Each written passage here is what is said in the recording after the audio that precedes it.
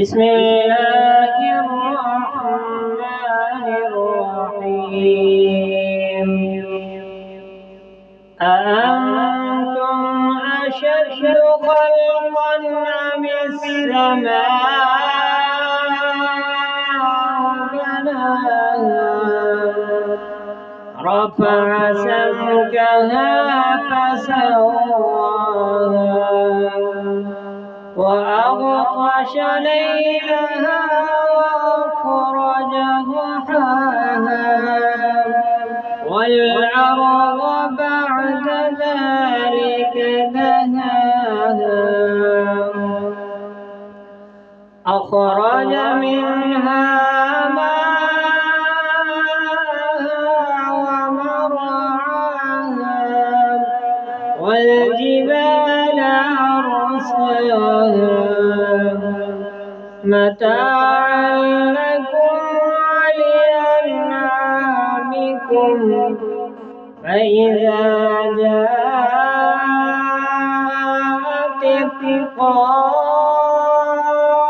الطامة الكبرى يوم يتذكر الإنسان ما سعى وبرزت الجحيم لمن يرى فأما من طغى وآثر الحياة الدنيا فإن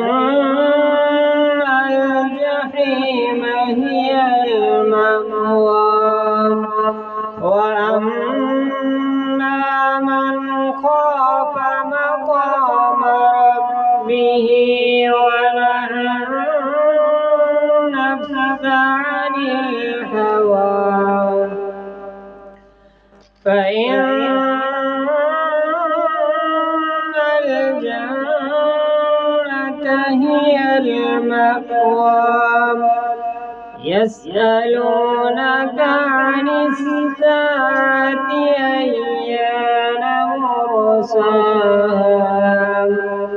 فيما أنت من ذكراها إلى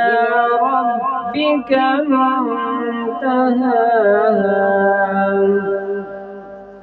إنما